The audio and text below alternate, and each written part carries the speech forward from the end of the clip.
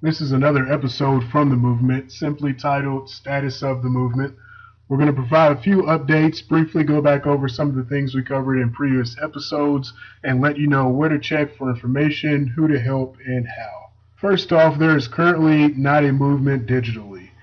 Nobody has maintained certain presences needed for there to be a digital movement. Certain things like the hashtags that were innovated at the beginning, they serve specific purposes. And I guess certain decisions were made outside of our control regarding leadership and direction. Then certain, I guess, strategies and tactics were lost with those decisions. We can't control certain platforms. We don't, own Twitter. We don't own Facebook. We didn't have any issues with Facebook. Let us be clear on that. They've been pretty cool. But anyways, we don't own the platform. So if the platform is shutting down certain things, that's something that is definitely outside of our control. We know about certain things with the DNC and about their funding base, and we know about some of the initial donors that were involved with this whole Black Lives Matter thing. So similar things that you kind of saw in Ferguson, we experienced as well. We were on the business end of things.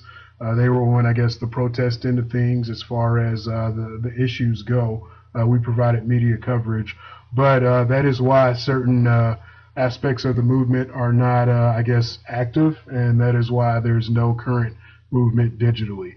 Product placements and random, tweets, even if they're related to the issues, are not a movement. You have to have a strategy, you have to have goals, you have to have a plan first off. But in that process, you're always going towards some end goal. So in the future, always, I guess, research the intent of any movement that you claim to support because they are taking you in a specific direction, and you need to know if that's the direction that you want to go in. Moving on, the movement definitely is continuing. This is a dream personally. This is part of our jobs as far as cleaning up this whole mess and, I guess what it's become and, I guess how the media has portrayed everything. So we're sorting everything out via media, via our, I guess, splash site. It's kind of funny now because, there's quite a few articles, but that is not the platform that started everything. That is our, I guess, splash site for the moment to update the public on what exactly was going on. So we're going to, definitely have the platform back for you, and we're also going to have some other goodies. So, we were not playing around when it came to, I guess making certain claims. We'll just leave it at that. The whole Black Lives Matter Cointel issue, you know everything pretty much that you need to know. There's plenty of examples. If you have questions, ask, but you can research all of that information. The D. Ray McKesson allegations, they were true. You see, there has been no dispute.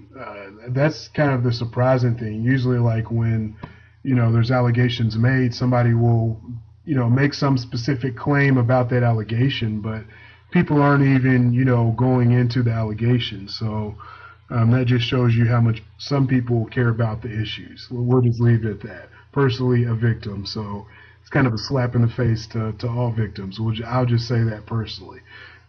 He did not start the movement. He was never affiliated with the movement. Don't think that certain things went one direction or another. Some things haven't played out yet, so definitely stay tuned to that. We'll leave it at that. The Black Lives Matter Cointel, we definitely covered all angles on that. Any arguments that we heard, we covered, and we wanted to address in media and static media so that it's up there. So you can check the timestamps on everything and see when we posted certain things and how certain things played out, and then you'll have your own truth. And if you want to be crazy, you can be crazy. Anybody can be crazy, but when you present that truth to the public, then they're going to be critical. So you may want to, everybody may want to make sure that they get all their evidence in order. This is not something that can be erased. Moving on to the D. Ray McKesson allegations, kind of the same game there. Our first article, I believe, was when he started kind of getting fidgety, and then I think somebody asked him a question about, where the donation money from Black Lives Matter goes, and that's when he basically, said he was not affiliated with the brand, which is, it's unlawful, let's put it that way, to mislead the public about your brand affiliation. Everybody thought that he was a Black Lives Matter protester, which is a form of branding, prior to that. So, either you misled the public all the way up until that point, or you just lied about the entire ordeal, which, we know the case, but we're presenting our case to the public, or, you're just being disingenuous all the way around. You just don't want to take responsibility. You'll use it for access and for status and for profit, when it's profitable. But when it comes to any type of liability, you'll just remove yourself from the brand. So, moving on from there. So moving on to what Black Lives Matter did to obtain status.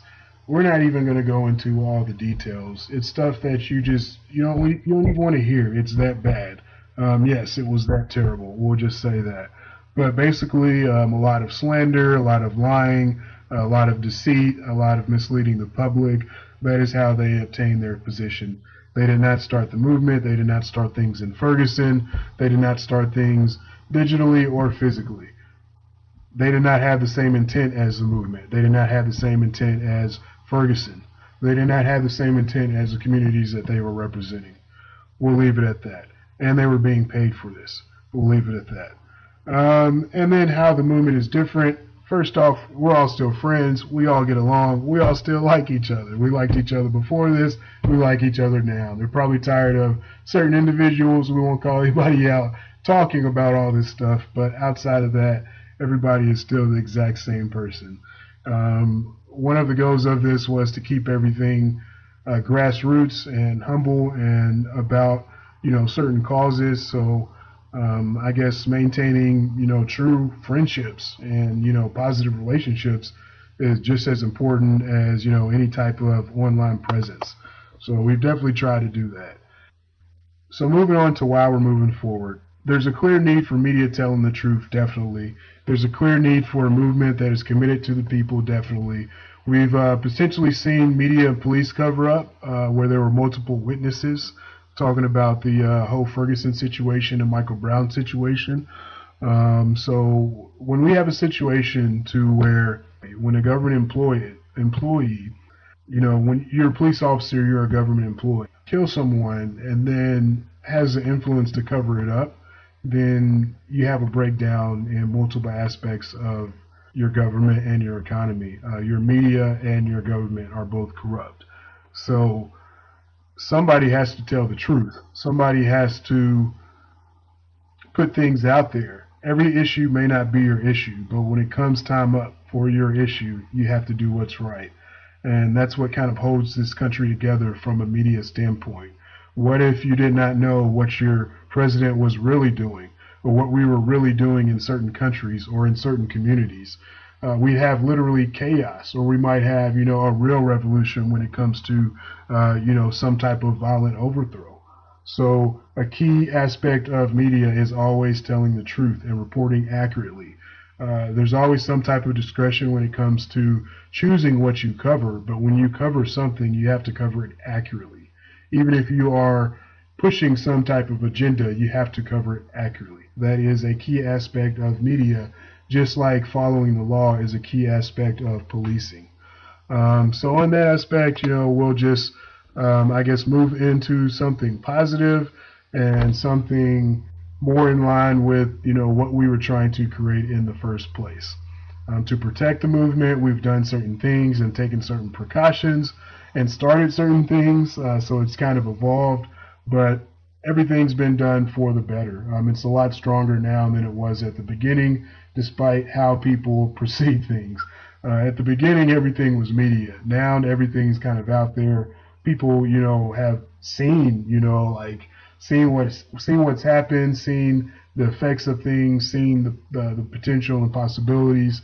So as we move into this next phase, it's a little different. I guess the media aspect or the media coverage, now that there is a presence, is different. But the support that's on the ground and the people that are willing to support and are excited about this project is completely different. It may be actually even be the opposite.